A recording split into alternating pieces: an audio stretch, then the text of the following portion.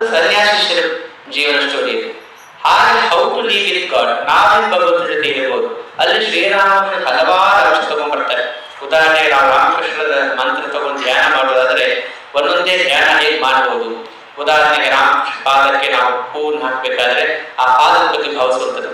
ಈ ಪಾದವೇ ಕಾಮರೂಪದಲ್ಲಿ ಓಡಾಡುವಂಥದ್ದು, ಅಥವಾ ಈ ಪಾದವೇ ಎಷ್ಟೋ ಭಕ್ತರಿಗೆ ಎದೆಯಲ್ಲಿ ಸ್ಪರ್ಶ ಮಾಡಿ ಅವರಿಗೆ ಅದ್ಭುತವಾದ ಆಧ್ಯಾತ್ಮಿಕ ಅನುಭವ ಮಾಡಿಸ್ಕೊಟ್ಟಿದ್ದು.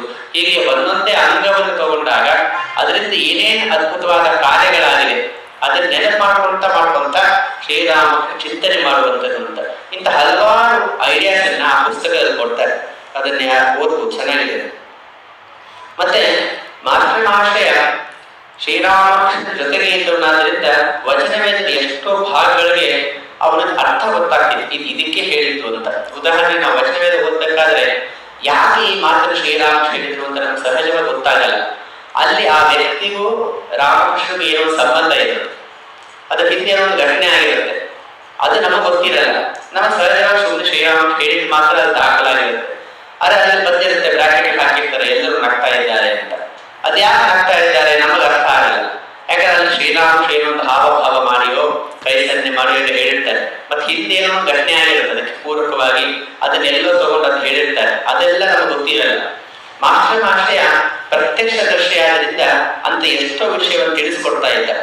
ಉದಾಹರಣೆಗೆ ಒಮ್ಮೆ ಒಬ್ಬ ಜ್ಞಾನಬಾಬು ಅಂತ ಒಬ್ಬ ವ್ಯಕ್ತಿ, ಅವನು ಶ್ರೀರಾಮಕೃಷ್ಣ ಭೇಟಿಯಾಗಿ ಬಂದಿರ್ತಾರೆ. ಬಂದಾಗ ಶ್ರೀರಾಮಕೃಷ್ಣ ಹೇಳ್ತಾರೆ, ಓ ಹಿಂದೇನು ಜ್ಞಾನೋದಯವಾಗಿ ಬಿಟ್ಟಿದೆ. ಅವನ ಹೆಸರು ಜ್ಞಾನಬಾಬು. ಅವನು ಶ್ರೀರಾಮಕೃಷ್ಣ ಹೇಳ್ತಾ ಇದ್ದಾರೆ, ಓ ಹಿಂದೇನು ಜ್ಞಾನೋದಯವಾಗಿ ಬಿಟ್ಟಿದೆ ಅಂತ ಹೇಳ್ತಾರೆ. ಈ ಮಾತು ಯಾಕೆ ಶ್ರೀರಾಮಚಂದ್ರು ಅಂತ ಯಾರು ಅರ್ಥ ಆಗಲ್ಲ, ಮುಂದೆ ಇಷ್ಟಿದೆ. ಈಗ ನಾವು ಅರ್ಥ ಮಾಡ್ಕೊಳ್ಳೋದೇನು ಅಂದ್ರೆ ಜ್ಞಾನಬಾಬು ಆದ್ರಿಂದ ಜ್ಞಾನೋದಯ ಅಂತ ನಿಕ್ನೇಮ್ ಬಿಟ್ಟಿರಬಹುದು ಅಂತ ನಾವು ಭಾವಿಸ್ತೀವಿ ಸಾಮಾನ್ಯವಾಗಿ. ಆದ್ರೆ ಆಕ್ಚುಲಿ ಯಾಕೆ ಅನ್ನೋದು ಶ್ರೀರಾಮಕೃಷ್ಣ ಅಂತಂದ್ರೆ ಮಾಸ್ಟರ್ ಮಹರ್ಷಿ ವಿವರಣೆ ಕೊಡ್ತಾರೆ. ಯಾರು ತುಂಬಾ ಅಭಿಮಾನಿಗಳಾಗಿದ್ದಾರೋ ಅವರಿಗೆ ತಾವಾನೇ ಗೌರವ ನೀಡುವ ಮೂಲಕ ಠಾಕೂರರು ಅವರ ಅಭಿಮಾನವನ್ನು ಉಳಿತಾ ಇದ್ರು ಅಂತ. ಯಾರಿಗೆ ನಾವು ಬಹಳ ಜ್ಞಾನಿ, ನಾನು ಆಧ್ಯಾತ್ಮಿಕ ಮಹಾನ್ ಸಾಧಕ, ದೊಡ್ಡವನು ಅಂತ ತುಂಬಾ ಇರುತ್ತೋ ಒಂದು ಅಹಂಕಾರ, ಅವನಿಗೆ ಶ್ರೀರಾಮಕೃಷ್ಣ ಅಹಂಕಾರ ಹೆಂಗ್ ಮುರಿತಿದ್ರು ಅಂದ್ರೆ ಅವನಿಗೆ ಒಂದು ರೆಸ್ಪೆಕ್ಟ್ ಕೊಡೋ ಮೂಲಕ. ಅದು ಯಾವಾಗ ರೆಸ್ಪೆಕ್ಟ್ ಕೊಡ್ತಾ ಇದ್ರು ಅಂದ್ರೆ ಯಾವಾಗ ಒಂದು ಸಮಸ್ಯೆ ಇರ್ತಾನೋ ಅವಾಗ. ಉದಾಹರಣೆಗೆ ವಚನವೇದದಲ್ಲಿ ಬರುತ್ತೆ, ಒಬ್ಬ ವ್ಯಕ್ತಿಗೆ ಅವನಿಗೆ ಮನೆಯಲ್ಲಿದ್ದೆಲ್ಲ ಹರಾಜಾಗಿಟ್ಟಿರುತ್ತೆ, ಎಲ್ಲ ತಗೊಂಡೋಗ್ಬಿಟ್ಟಿರ್ತಾರೆ. ಯಾವುದೋ ಮೋಸ್ಟ್ಲಿ ಸಾಲ ಮಾಡಿರ್ತಾನೆ, ಗೌರ್ಮೆಂಟ್ ಮನೆಯೆಲ್ಲ ತಗೊಂಡೋಗ್ಬಿಟ್ಟಿರ್ತಾರೆ. ಅವನ ತಲೆ ಮೇಲೆ ಕೈ ಇಟ್ಟು ಕೂತ್ಕೊಂಡಿರ್ತಾನೆ. ಅವಾಗ ಶ್ರೀರಾಮಕೃಷ್ಣ ಭೇಟಿಯಾಗಿ ಬಂದಾಗ ಅವನು ಹೇಳ್ತಾನೆ, ನೀನು ಖ ಅಲ್ವಾ, ಇದಕ್ಕೆ ಯಾಕೆ ತಲೆ ಕೆಡಿಸ್ಕೋತೀಯ ಅಂತ. ಖ ಅಂದ್ರೆ ಏನು ಅಂದ್ರೆ ಖ ಅಂದ್ರೆ ಬ್ರಹ್ಮ ಅಂತ ಉಪನಿಷತ್ತು ಇರುತ್ತೆ. ಅವನು ಉಪನಿಷತ್ತು ಓದಂತ ವ್ಯಕ್ತಿ.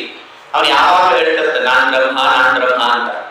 ಈಗ ಗೊತ್ತು ಶ್ರೀರಾಮಕೃಷ್ಣಗೆ ನಾನು ಬ್ರಹ್ಮ ಅಂತ ಹೇಳಿಕ್ಕೂ ಒಂದು ಯೋಗ್ಯತೆ ಬೇಕು. ಈಗ ಮನೆಯೆಲ್ಲ ಹರಾಜಾಗಿದೆ, ತಲೆ ಮೇಲೆ ಕೈ ಇಟ್ಕೊಂಡಿಯೇ, ಈಗ ನೀನ್ ಖ ತಾನೆ, ನೀನ್ ಯಾಕೆ ತಲೆ ಕೆಡಿಸ್ಕೋತೀಯ ಅಂತ. ಅಂದ್ರೆ ನೀನ್ ಆ ಸ್ಥಿತಿಗೆ ಮುಟ್ಟಿಲ್ಲ, ಆದ್ರೂ ಅದನ್ನ ಮಾತಾಡ್ತಾ ಇದ್ದೆ, ಈಗಾದ್ರೂ ನಿಂಗೆ ಅರ್ಥ ಆಯ್ತಾ ಅಂತ. ಅಂದ್ರೆ ಎಷ್ಟೋ ಬಾರಿಯಲ್ಲಿ ನಾವು ನಮ್ಮ ಮನೇಲಿ ಬಹಳ ದೊಡ್ಡವರು ಅಂತ ಭಾವಿಸ್ಬಿಟ್ಟಿರ್ತೀವಿ. ಆದ್ರೆ ಜೀವನದ ಲೋ ಬಂದಾಗ ನಾವು ಪತ್ರ ಬಿಟ್ಬಿಡ್ತೀವಿ, ಒದ್ದಾಡ್ಬಿಡ್ತೀವಿ.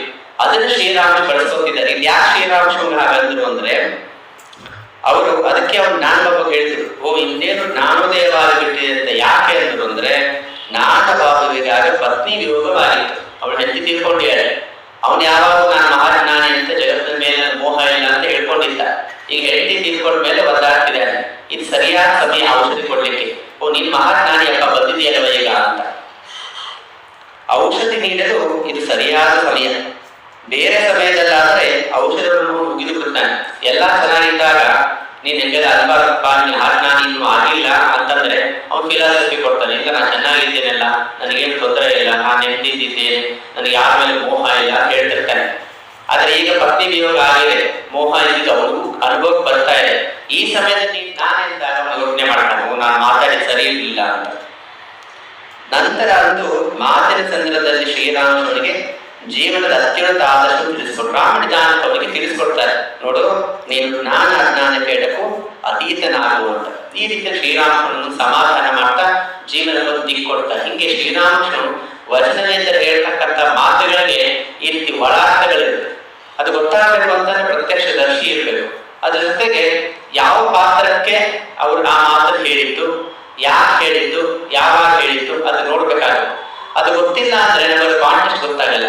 ನಾವು ಸುಮ್ಮನೆ ವರ್ಷದ ಮೇಲೆ ಹೋಗ್ತಾ ಹೋಗ್ತಿರ್ತೇವೆ ಅಂದ್ರೆ ಯಾಕೆ ಆ ಮಾತನ್ನು ಹೇಳಿದ್ರು, ಒಂದೊಂದು ಮಾತನ್ನು ಹೇಳಿದಾಗ ಹಿನ್ನೆಲೆ ಬರುತ್ತೆ. ಉದಾಹರಣೆಗೆ ವಿದ್ಯಾಸಾಗರ ನಂತರ ಹೋದಾಗ ಶ್ರೀರಾಮಕೃಷ್ಣ ಯಾವಾಗಲೂ ಕೂಡ ಸಾತ್ವಿಕ ಕರ್ಮ ಅದರದ ಲಿಮಿಟೇಷನ್ಸ್ ಹೇಳ್ತಾ ಬರ್ತಾರೆ. ಅಂದ್ರೆ ನಿಷ್ಕಾಮ ಕರ್ಮ, ನೀನು ಸೇವಾ ಮನೋಭಾವ. ವಿದ್ಯಾಸಾಗರ ತುಂಬಾ ಇನ್ಸ್ಟಿಟ್ಯೂಷನ್ಸ್ ಅನ್ನು ನಡೆಸ್ತಾ ಇದ್ದಾರೆ. ಆಗಿನ ಕಾಲದ ಮಹಾ ಸಮಾಜ ಸುಧಾರಕ ಮತ್ತು ಹಲವಾರು ಸೇವಾ ಕಾರ್ಯ ಮಾಡ್ತಾ ಇದ್ದಾರೆ. ಶ್ರೀರಾಮಕೃಷ್ಣರು ಮತ್ತೆ ಹೇಳ್ತಾ ಇದ್ರು, ಎಲ್ಲ ಸೇವಾ ಕಾರ್ಯಗಳು ಒಳ್ಳೆಯದು, ಆದ್ರೆ ಅದು ನಿಷ್ಕಾಮ ಭಾವನೆ ಮಾಡುವಂತಾಗಬೇಕು. ಆದ್ರೆ ಅವಾಗ ಭಗವತ್ ಸಾಕ್ಷಾತ್ ಸಹಾಯ ಆಗುತ್ತೆ. ಯಾಕೆ ಶ್ರೀರಾಮಕೃಷ್ಣ ಗಾನಕ್ಕೆ ಹೇಳಿದ್ರು ಅಂದ್ರೆ ಅವ್ನು ತುಂಬಾ ಸೇವಾ ಕಾರ್ಯ ಮಾಡ್ತಾ ಇದ್ದ, ಬಟ್ ಅವನಿಗೆ ಭಗವಂತ ಇಲ್ಲ ಅಂತ ಒಂದು ಭಾವನೆ ಇದೆ. ಇಲ್ಲ ಅಂತನೂ ಅಲ್ಲ, ಇದೆ ಅಂತನೂ ಅಲ್ಲ. ಭಗವಂತನ ಬಗ್ಗೆ ನಾವು ಯೋಚನೆ ಮಾಡ್ಬೇಕಾಗಿಲ್ಲ. ಒಬ್ಬ ಕೇಳ್ತಾನ ವ್ಯಕ್ತಿ, ಭಗವಂತನ ಬಗ್ಗೆ ನಿಮ್ಮ ಅಭಿಪ್ರಾಯ ಏನು ಅಂತ. ಅವನು ಹೇಳ್ತಾರೆ, ಭಗವಂತ ಇದ್ದಾನೋ ಎಂದು ನನಗೆ ಗೊತ್ತಿಲ್ಲ, ನಮ್ಮ ಕರ್ತವ್ಯ ಏನು ಅಂದ್ರೆ ಈ ಭೂಮಿಯನ್ನು ಸ್ವರ್ಗದ ತರ ಮಾಡಬೇಕು, ಇಲ್ಲಿದ್ದವರೆಲ್ಲ ಸುಖವಾಗಿರೋ ತರ ಮಾಡಬೇಕು. ಇದು ಅವನ ಒಂದು ದೃಷ್ಟಿಕೋನ. ಶ್ರೀರಾಮಕೃಷ್ಣ ಅವನಿಗೆ ಅದಕ್ಕೆ ಹೇಳ್ತಾ ಇದ್ದಾರೆ, ನೀನು ಒಳ್ಳೆ ಕೆಲಸ ಮಾಡ್ತಾ ಇದೀಯಾ, ಆದ್ರೆ ಅದನ್ನೇ ಸ್ವಲ್ಪ ನೀನು ತಿರುಗಿಸ್ಕೊಂಡ ದಿಕ್ಕನ್ನ ಇನ್ನು ನಿನ್ನ ಮೇಲೆ ಹೋಗ್ತೀಯಾ ಅಂತ.